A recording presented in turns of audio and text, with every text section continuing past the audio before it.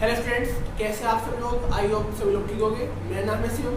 तो जो आज की हमारी वीडियो होने वाली है, ये नेक्स्ट पार्ट होने वाला है जो हमारी सॉल्यूशन टॉपिक के ऊपर सीरीज चल रही है। और अगर आपने किसी ने पहले पार्ट्स नहीं देखे हैं और आप देखना चाहते हैं तो आपको उनका लिंक आई बटन में मिल जाएगा ऊपर की तरफ या नीचे डिस्क्रिप्शन में मिल जाएगा।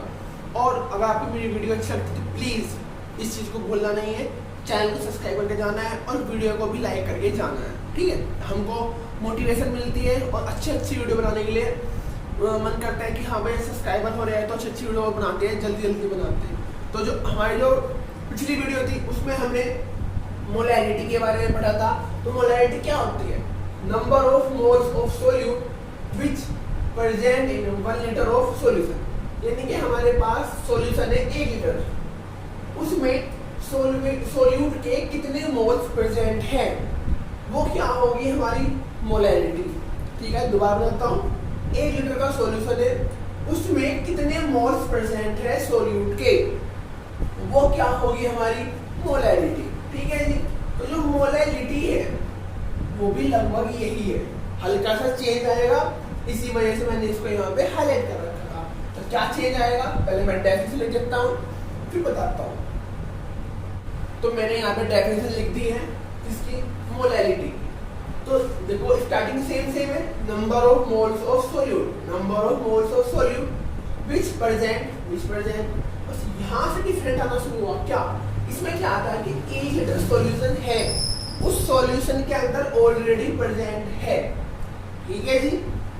इसमें क्या है कि हमारा ये सॉल्यूशन नाम का सॉल्वेंट है। कितना?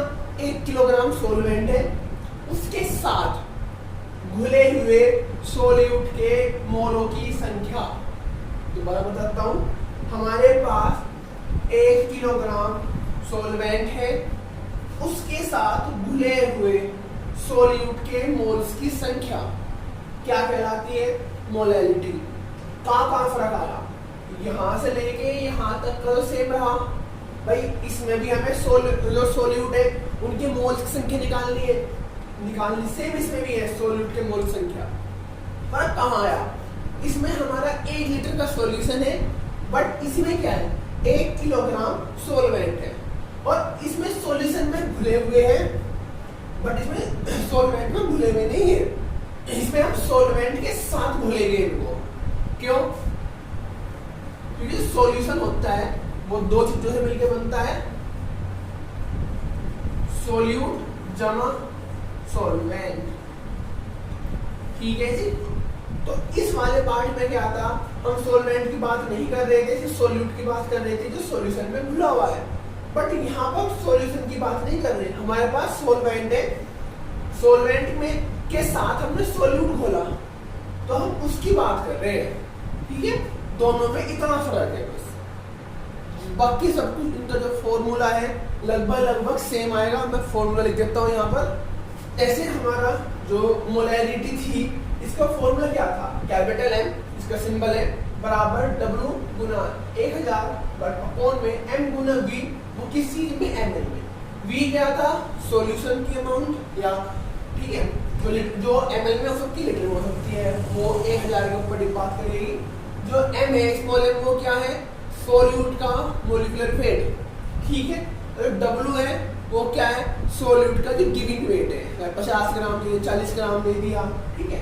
अब जो मोलैरिटी है, मोलैरिटी है, इसका जो सिंबल होता है वो होता है स्मॉल m, इसका कैपिटल M होता है,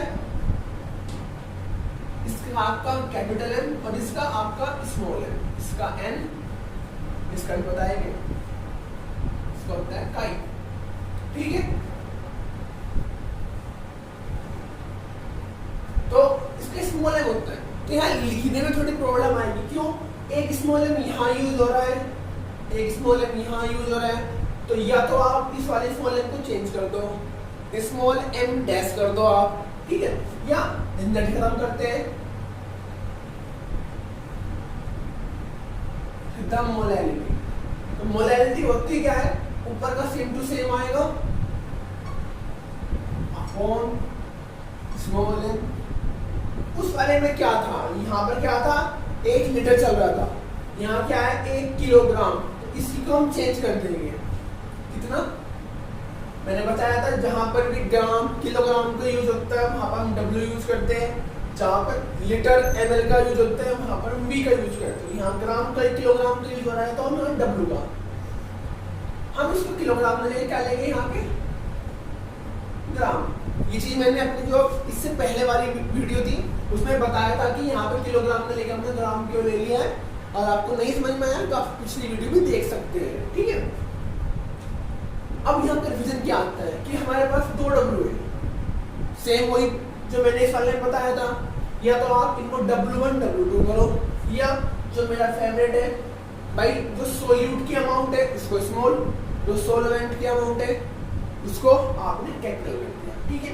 तो हमारा मोलैरिटी का फॉर्मूला यहाँ पर तैयार होगा, ठीक है। अब मैं इनके सिंबॉलिक सिंबल क्या क्या रिप्रेजेंट करते हैं मैं वो लिख देता हूँ यहाँ पर। मैंने यहाँ पे लिख दिया है कि कौन सी चीज रिप्रेजेंट करती है, W मास ऑफ सोल्यूट, आप मास कहिए या वेट कहिए, दोनों मैंने बताया था तो सेम होते हैं केमिस्ट्री के अंदर, ठीक है। N क्या है, molar mass of solute, M है स्मॉल n, ठीक है, यानी कि उसका मोलिकुलर वेट की है, मोलर मास की है। बोलने के तरीके अलग है, मतलब सबका सेम ही है। कैपिटल W है वो मास ऑफ सोल्वेंट है, ठीक है। अभी हम न्यूमेरिकल नहीं करते, पहले जो बचे हुए दो है इनको पढ़ लेते हैं, उसके बाद हम इनकी न्यूमेरिकल भी कर लेते हैं अगर वीडियो लंबी नहीं होती है, वरना नेक्स्ट वीडियो में करेंगे। तो मैंने यहाँ पे नॉर्मेलिटी के बारे में लिख दिया है। तो नॉर्मेलिटी जो है वो इन सबसे थोड़ा सा स्लाइटली डिफरेंस है। कहाँ पर डिफरेंस है, वो इस टर्म में डिफरेंस है। अभी हम आगे डिस्कस करेंगे क्या होता है ये, पहले हम इसकी डेफिनेशन क्लियर लेते हैं। नंबर ऑफ, वहां पर क्या था, वहां इन सब में इसमें और इसमें क्या चल रहा था, मोल चल रहा था, बट यहाँ पे क्या आ गया, ग्राम इक्विवेलेंस, यानी कि number of gram equivalence of solute, moles नहीं है, ग्राम इक्विवेलेंस से आगे बढ़ो क्या होता है, number of gram equivalence of solute, बाकी का सेम है, which present in 1 litre of solution, यानी कि 1 लीटर सॉल्यूशन है उसके अंदर सोल्यूट के कितने ग्राम इक्विवेलेंट घुले हुए हैं, वो क्या होगा आपका मोलैरिटी, ठीक है। एक बार इसका फॉर्मूला कर लेते हैं, इसका रिप्रेजेंट करते हैं इसको हम कैपिटल N से। तो कैपिटल N क्या होगा, gram equivalent of solute upon volume of solution litre. तो ग्राम इक्विवेलेंट होता क्या है, W अपॉन E, ठीक है। यानी कि अगर आप किसी भी सोल्यूट या किसी के भी वेट को इक्विवेलेंट वेट से डिवाइड कर दोगे तो जो चीज निकल के आएगी वो क्या होगी, ग्राम इक्विवेलेंट। मैं बताता हूँ दोबारा से, अपॉन में V लीटर, यानी कि किसी भी चीज तो कह सकते हैं हम भाई, हम सोल्यूट के निकाल रहे सोल्यूट के, सोलवेंट के लिए सोलवेंट, या सॉल्यूशन के लिए निकाल रहे सोल्यूशन। हम यहाँ किसके लिए बात कर रहे हैं, सोल्यूट के लिए, तो हम सोल्यूट को ही रेफर करके बात करेंगे। अगर आप सोल्यूट के वेट को, जो उसका मास है, सोल्यूट के मास को उसके इक्विवेलेंट वेट से, इक्विवेलेंट मास से डिवाइड कर दोगे, अब बताऊंगा इक्विवेलेंट मास क्या होता है, बाकायदा फॉर्मूले के थ्रू बताऊंगा, से डिवाइड कर दोगे तो जो चीज निकल के आएगी उसको हम क्या बोलेंगे, ग्राम इक्विवेलेंस, ठीक है जी।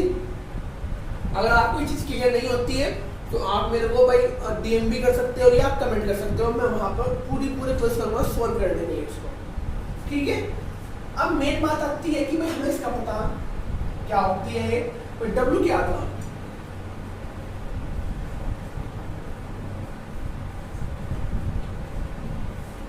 मास ऑफ सोल्यूट, V क्या था, वॉल्यूम ऑफ सॉल्यूशन था, और E है, पर जी हमें इसके बारे में नहीं पता कि क्या हो, E क्या है, E क्या है,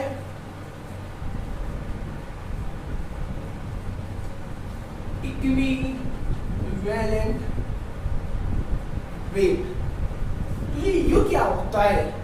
अब हम इसको यहीं पर डिस्कस करते हैं जरा।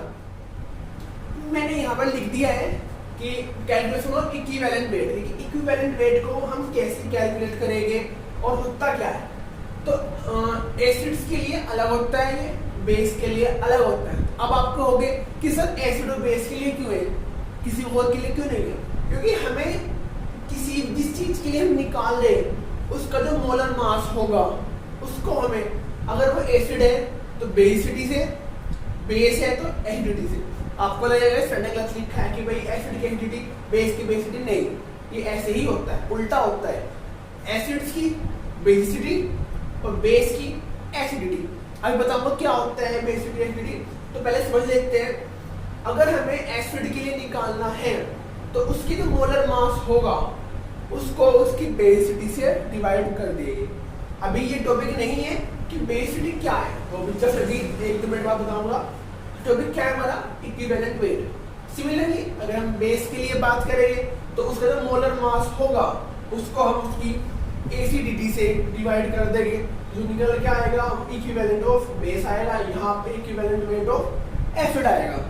अभी बता रहा हूँ क्या होता है, इससे पहले हम जो हमारा टॉपिक था नॉर्मेलिटी उसको यहाँ फिनिश कर लेते हैं। तो नॉर्मेलिटी क्या था, E/W/E गुना V। कहीं में था लीटर में, तो मैंने E को नीचे ले दिया, V जो लीटर में था उसको ml में कर दिया, तो क्या आ गया W गुना 1000/E गुना V। ये हमारा नॉर्मेलिटी का फॉर्मूला होता है, जहाँ पर E क्या था, इक्विवेलेंट वेट। इसको निकालने का तरीका मैंने यहाँ पर बता दिया। आई होप कि नॉर्मेलिटी का टॉपिक था वो पूरा का पूरा आपको क्लियर हो गया होगा। सिर्फ क्या चीज है गई, बेसिटी और एसिडिटी। अगर वीडियो लंबी हो गई है तो कोई प्रॉब्लम नहीं है, तो क्योंकि पहली वाली वीडियो में सिर्फ 2 टॉपिक क्लियर हो पाए थे, इसलिए मैंने सोचा कि भाई पहले आज सारे टॉपिक क्लियर कर लेते हैं। तो अब मैं यहाँ आपको बेसिटी और एसिडिटी के बारे में बताऊंगा क्या होती है, ये क्या है, what is basicity and acidity. तो मैं यहाँ पर 2 एग्जाम्पल लेकर चलता हूँ।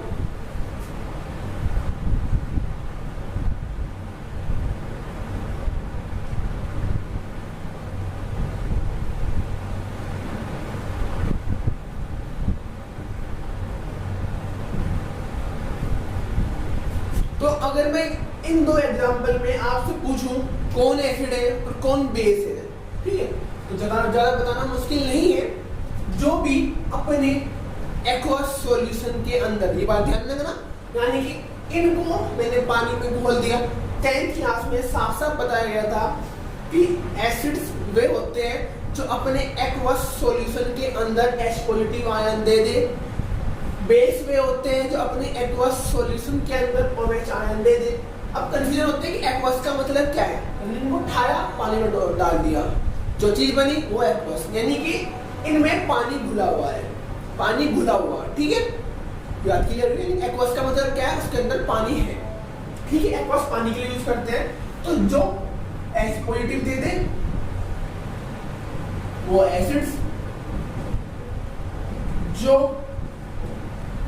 OH नेगेटिव दे दे वे कौन, बेस, ठीक है, बात क्लियर हुई।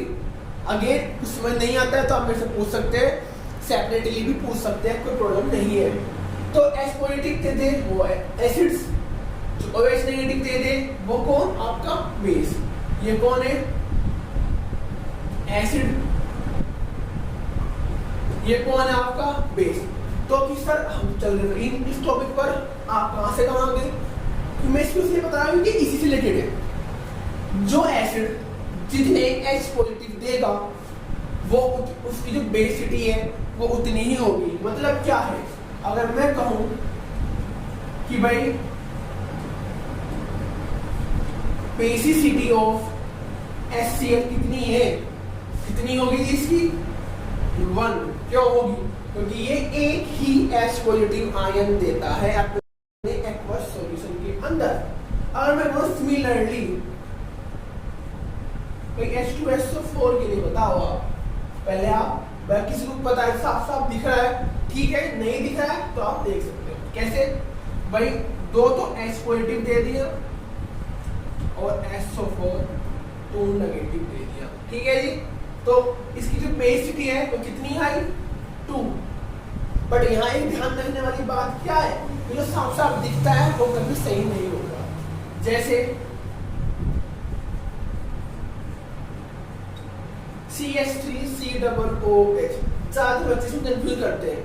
वो क्या सोचते हैं कि जो इसकी बेसिटी निकल के आएगी वो कितनी आएगी, 3H एक ये रहा, कितनी आ गई इसकी 4, जो कि एब्सोल्युटली रॉन्ग है। क्यों रॉन्ग है? क्योंकि जब हम इसको तोड़ेंगे या आयनिक फॉर्म में लाएंगे इसको तो क्या बनेगा, CH3 COO negative plus H positive. ठीक है, तो इसकी जो बेसिटी निकल के आएगी वो भी अगेन एक निकल के आएगी, क्योंकि ये वीक एसिड है। ठीक है, इसको टूटने में बहुत ज्यादा टाइम लगेगा, इसलिए हम ये वीक एसिड है। इसकी कितनी होगी बेसिटी, इसकी भी एक होगी। अगेन अगर हम इसके लिए बात करें, इसकी क्या होगी एसिडिटी, तो इसके NaOH कितनी होगी, अगेन 1 होगी, क्योंकि ये सिर्फ एक OH नेगेटिव दे रहा है। तो आई होप क्लियर हो गया होगा कि बेसिटी क्या है, एसिडिटी क्या है। बेसिटी क्या है कि जो एसिड जितने H पॉजिटिव आयन देगा, एसिडिटी क्या है, जो बेस जितने OH नेगेटिव आयन देगा वो उसकी एसिडिटी, और H पॉजिटिव वाले वो उसकी बेसिटी। आई होप कि यहाँ पर आपको नॉर्मेलिटी वाला कंप्लीट टॉपिक क्लियर हो गया होगा। अब हमारा लास्ट टॉपिक बच रहा है मोल फ्रैक्शन, अब हम उसे क्लियर कर लेते हैं यहाँ पे। तो अब जो हमारा टॉपिक है वो क्या है, मोल फ्रैक्शन। ठीक है, जैसे नाम में आ रहा है फ्रैक्शन, यानी कि पक्की बात है एक रेशियो होने वाला है। तो रेशियो किस किस का होने वाला है, सपोज कीजिए मेरे पास एक सॉल्यूशन है, ठीक है, इसमें 3 चीजें घुल रही। हम यहाँ पे सॉल्वेंट ले चलने गए नहीं, हम क्या चले लेंगे A plus B plus C बराबर, भाई हम मैथों को रूल मत लगाना कि भाई सर ये तो प्लस कर रहे हो आपने गुना कर दिया, ABC। हमने माना कि ABC एक सॉल्यूशन है जिसमें A, B और C 3 अलग अलग कंपोनेंट्स घुले हुए हैं। ठीक है जी, भाई चाय पत्ती कुछ भी मान लो, मतलब आपकी मर्जी है। ठीक है, 3 अलग अलग चीजें घुली हुई इसके अंदर है। तो जो हमारा मोल फ्रैक्शन होगा वो क्या होगा, पहली बात वो कभी भी पूरे सॉल्यूशन का नहीं निकलेगा। ठीक है, किसका निकलेगा, अलग अलग का निकलेगा मोल फ्रैक्शन, किसी एक के लिए नहीं निकलता। तो होता क्या है मोल फ्रैक्शन, भाई जिसके लिए निकालना, सपोज आप कह लेंगे सर C के लिए निकाल दो, C के लिए क्या होगा, number of moles of C upon, भाई इसको यहाँ पे लिखने के 2 तरीके हैं। पहला तरीका क्या लगता है, number of moles of solution, यानी कि जो हमारा सॉल्यूशन है उसके मोल्स, या number of moles of A plus number of moles of B plus number of moles of C। कुछ भी लिख सकते हो, आपकी चॉइस है। क्यों भाई हमने अलग अलग क्यों लिख के दिखाया मैंने, क्योंकि भाई A B C भाई तीनों ने मिलके क्या बनाया, सॉल्यूशन बनाया। सपोज इसमें 5 है, इसमें 10 है, इसमें 15 है, तो जोड़ के जो चीज आएगी 30 आएगा, क्योंकि इन सबको मिला के 30 मोल आ रहे हैं। सपोज करो कि A की तो 5 है, B के 10 है और C के 15 मोल से, टोटल 30 मोल, 15 30, टोटल मोल्स कितने हो गए आपके, 30 मोल्स हो गए। तो आपकी चॉइस है, आपको इनको अलग अलग लेकर चल लो, लंबा सा लिख दो फॉर्मूले को, या आप सीधा कह दो number of moles of solution, क्योंकि सॉल्यूशन इनसे मिलके बना है। तो जितने मोल्स इसमें इनके होंगे टोटल मिला के, उतने ही मोल्स इस अकेले सॉल्यूशन के होंगे, क्योंकि सॉल्यूशन इनसे ही मिलके बना है। तो आपकी चॉइस है, आप सॉल्यूशन के मोल्स कह दो फिर 30 लिख दो, या A plus B plus C 5 plus 10 plus 15 कह के जब उसको 30 लिख दो, वो आपकी चॉइस है। मेन बात क्या आपकी है यहाँ पे कि अपॉन में क्या लेना है, भाई अपॉन के ऊपर क्या लेना है, यानी डिवाइड के ऊपर क्या लेना है, जिसके लिए हमें निकालना है। यानी अगर हमें C के निकालना है तो C लेंगे, B के लिए निकालना है तो B लेंगे, A के लिए निकालना है तो A लेंगे। ये हमारे यहाँ पर मेन बात आती है। तो इसी के अकॉर्डिंग मैंने यहाँ पर लैंग्वेज लिखी है। फर्क क्या है, इसमें मैंने ए प्लस बी प्लस सी माना है, यहाँ पे मैंने वो नहीं माना, यहाँ मैंने सिर्फ दो चीजें मानी है, एक सोल्यूट एक सोलवेंट, दोनों से मिले क्या बन गया हमारा सॉल्यूशन। उसी के अकॉर्डिंग मैंने यहाँ पे एक लाइन लिखी है, क्या, the ratio of number of moles of one component. One component आपको कुछ भी हो सकता है, सोल्यूट, सोलवेंट या कुछ और, यानी किसी भी एक कंपोनेंट के नंबर ऑफ मोल्स, ठीक है, उसका रेशियो किसके साथ का, the total number of moles of solution.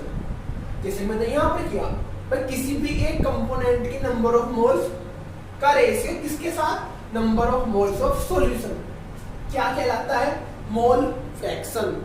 दोबारा बताता हूँ, किसी भी सॉल्यूशन के अंदर सपोज दो कंपोनेंट है, एक सोल्यूट एक सोलवेंट है, या सीधा कर दो क्लियर, या तो ए और बी मान ले चल रहे हैं कि ए और बी है, तो जिसके लिए भी हमें निकालना है, सोल्यूट के लिए सोलवेंट, सोलवेंट के लिए तो सोलवेंट, जिसके लिए भी हमें निकालना है उसको हम यहाँ पर रख देंगे। लेट से ए के लिए निकालना है तो ए के लिए रख देंगे नंबर ऑफ मोल्स ऑफ ए, यानी कि एक component upon number of moles of solution है, टोटल नंबर ऑफ मोल्स।